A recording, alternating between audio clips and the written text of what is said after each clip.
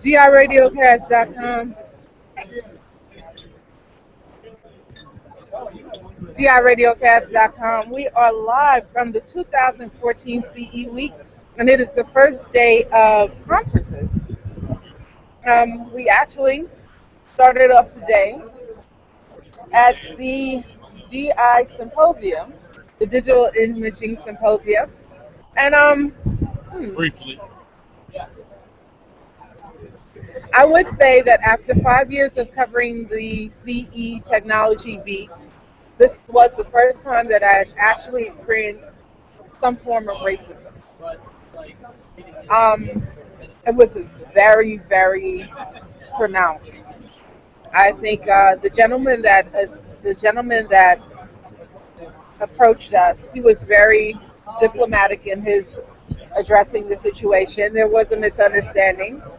However, the young lady that um, chimed in, That's it a was nice way to interesting. put it. Well, I would say, I live with a kid, by the way.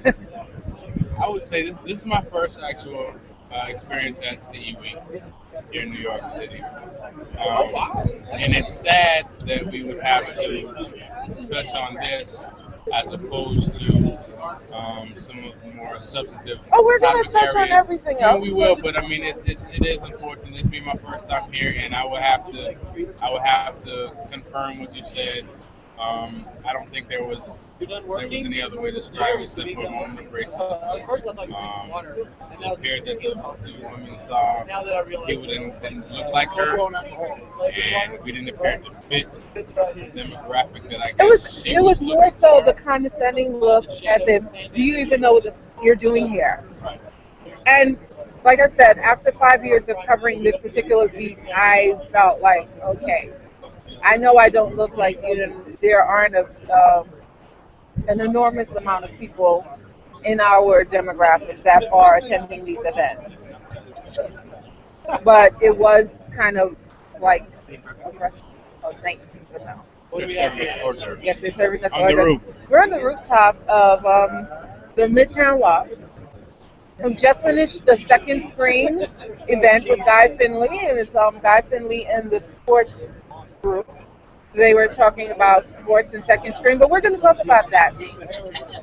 Now, after our first date,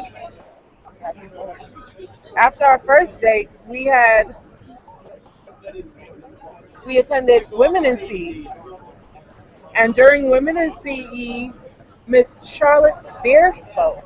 She's actually known as the woman that branded America, and I think that was an awesome introduction to the week.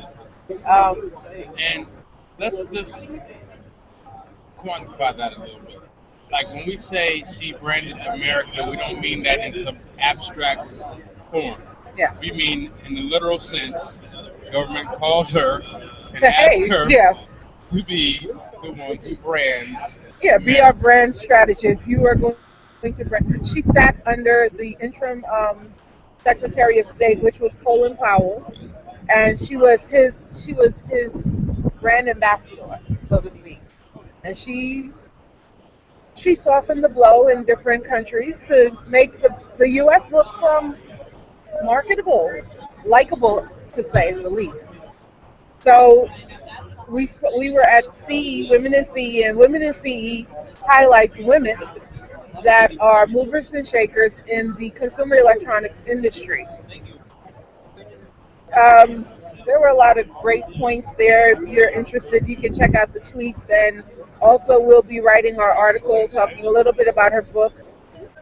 I don't know how much of the book I'm going to get through this week, but definitely want to kick on some key points. We have some video footage from that event, so we'll upload that so you guys can get a taste of what went on there. I'm sure that the consumer electronics, I didn't see a camera in the room. There were some things in stills, but there was no video. Yeah. So, And I wouldn't want to, again, this be my first time here. I was the only, well, with the exception of one of the speakers had brought her son. yeah. For the most part, I was the only male in the entire forum. How did that Um, make you feel? yeah, I mean, actually, a lady said to me on the way, and she's like, "Oh, so you're one of the odd guys?" And I said to her, "No, I'm one of the smart guys." Um, so yeah, it was great being amongst the ladies and hear what they had to say about the CE industry. Um, but I posed the question to you at the time. It didn't seem that the women had a great deal of support in their forum as far as attendance. But they have a lot of money that goes behind it. Like people will throw money behind women because they want to support diversity, but the reality is, yeah, they all sent all of the representatives because the table that we sat after lunch, all of the representatives that all of the sponsors, their women were sitting at the table. So they were like, okay, we're gonna put money behind this, and we're gonna send our female executives. So yeah, my question that I posed to you was, doesn't it seem to men?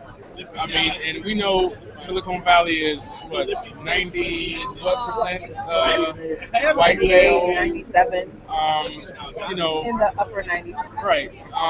It seems to me that's a wide open market, to tap into, as far as the female demographic in Z. But you know what? One of the things that I noticed, the conversation was based around the fact that women don't own their power. So as much as we have powerful women in various industries, their perceived power, but in themselves they don't identify and understand that they are powerful. So, and I can say the same. She said a lot like, say I don't say I a lot. I say we, us, the network. That's somewhat of a journalistic bend, isn't it? It's what I'm writing off, and I try not to use the term I. Yeah, but you know what? Yeah, that too. But I'm saying from the perspective of distinctive impression, DIRadioCast. Very few people know that I And I, own. I've also admonished you about that several times. That your best cheerleader is you, and I've often pointed out that you need to say more about Africa Allah. The network has been around 7, 8 years at this Mhm. point, And Africa and Allah has been around right, a lot but more but years. but again, like I'm affiliated with the network, and the people that I've kind of introduced to the network know I'm a part of the network, know I'm affiliated somehow, but don't necessarily know the role that you play. Mhm. So I make a point to stress the fact that you are the lead, the head at the network, so they know when I say Africa Allah, it should ring bells. You need to do a better job. This is my own personal. All right. Well, anyway, if you want to find out more about Charlotte Bear, you can visit. You can go online, visit charlottebear.com, or you can follow her on Twitter, Charlotte Bear. She has wonderful, wonderful advice, and her book is titled "I Want to Be in Charge."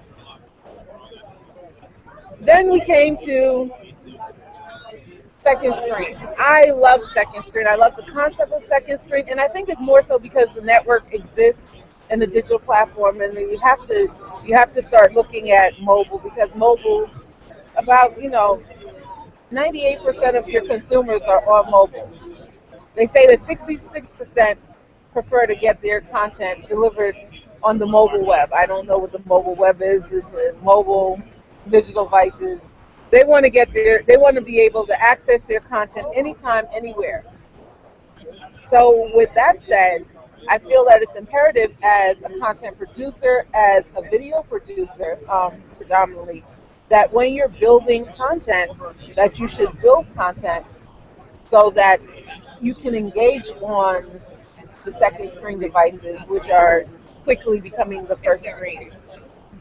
And that was one of the things that they talked about. Today, they talked specifically about sports. And I remember 3 years ago when the whole concept of second screen came about. Second screen came about. Nobody was the biggest thing was the rights issues in regards to the networks own the rights to the content and the players didn't really own the content. The league had certain rights and the network had certain rights and you couldn't put certain things on second screen. It doesn't seem like they really worked that out. It seems like they came up with resolves, but in regards to ownership, like those hurdles still exist.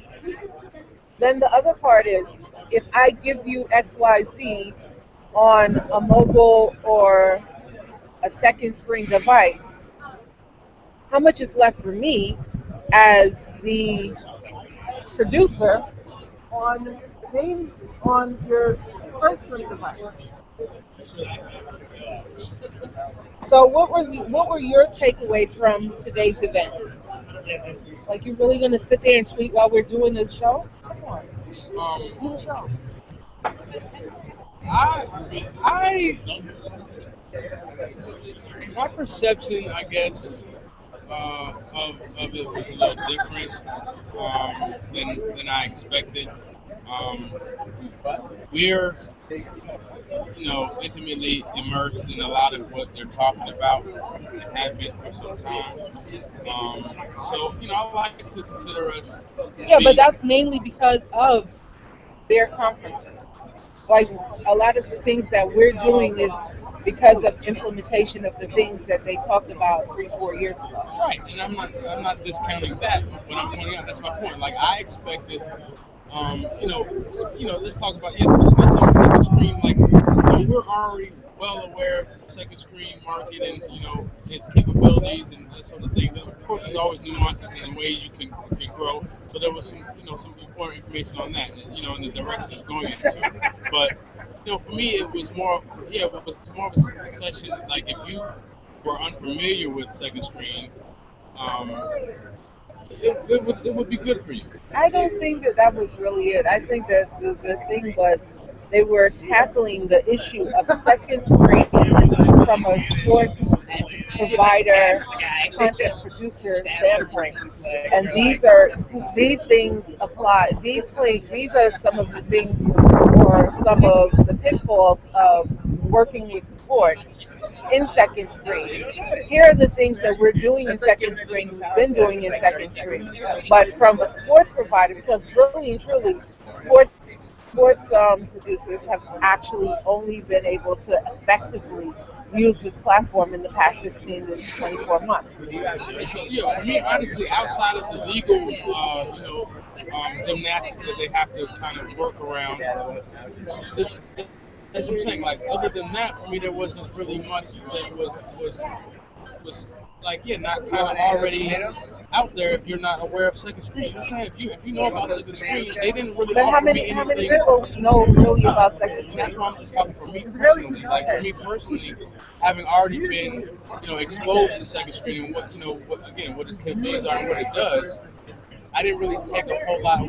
They were showing me stuff that I already knew was out there and what they're capable of doing, as opposed to it's more like an Maybe he has introduction gets bad as opposed tomato to drops. okay, you're seasoned, you're aware of it now. This is some things you may not have considered, or this is a direction you might not have looked at. Keep in mind, the people that we're talking were the people that make the decisions. I think more so their conversation was, how do we get these things done? Because these are the problems. And then they wanted to know from the consumer perspective or from the other companies that are actively creating and engaging and making the platforms and devices for these applications. What are some of the things that your consumer is looking for? I don't think it was more so introduction. I think it was a conversation between professionals trying to really hash out what needs to be done next. Because they brought up a lot of interesting points, and they also touched on a few issues that they're having from a production standpoint. Like, don't create content, don't create an application that does what you want it to do, because it's not about you; it's about the consumer. But do you know your consumer? And I guess and I guess that's where I'm going because this particular segment was on sports, and realistically, the second screen experience covers well beyond the sports. So if you translate that to other industries, which we deal with, as I'm saying, a lot of the stuff was this stuff goes across the board. You should Yeah, consider these but things. yeah, well, that's what I said. I want to take those things away from it. But for the most part, from the sports perspective, there's so many limitations, and I think that's what needs to be understood is there are so many limitations. As much as we want to be creative in that space, there is a limit to how creative you can be in that space. So the problem wasn't necessarily, I don't think it was so much, this is what it is. It was more so, I'm frustrated. These are the things that we are able to do. And hopefully in the future we'll be able to do this. As long as there's certain things that are provided. Like us now having this broadcast. One of the major things is bandwidth. Like you can offer certain things at a venue, but again, if your bandwidth and your Wi-Fi isn't powerful, like it's gonna look like trash. But that's one piece that I found considerable for substantial at least in consideration. One gentleman did point out how they're moving towards even higher quality, higher levels of video streaming and TV on demand, 4K and such. And what is 4K? The next level of HD TV, your 4K HD, is four your times, HD TV yeah, on crack. yeah, four times the pixels of HD. So if you think about that, as the technology grows and more content becomes available in that on that platform, you have to consider the impact that it then will have on the bandwidth. So the more high quality, the more your shutter speed on your cameras and your cameras increases, that's going to add additional burden on your bandwidth. So you have to consider that when you're deciding what are some of the things that we can do, with this second screen platform. And then the other thing is that now at this point you have to get in bed with the providers, the internet providers, the phone providers, so that they can have data plans that. Because remember, like I think we still have data plans where you have to pay for a certain amount of data, right? So imagine if everything is on demand. Like you can't have second screen experiences without fixing your data and communication experience. So you have to now bring in the Verizons, the T-Mobiles, the AT&Ts, etc., to be a part of the conversation. So now you have to reintroduce second screen again because they're not thinking of it as second screen. And that is kind of thinking. That's those two. It's just a question, I guess, as much as it's a thought. That's kind of like a windfall for the cable providers. It's Yeah. like you have to look to us regardless. At the end We of don't the really have to be involved in your transaction, but you have to come to us Yeah. whenever you decide to make the move. Yeah.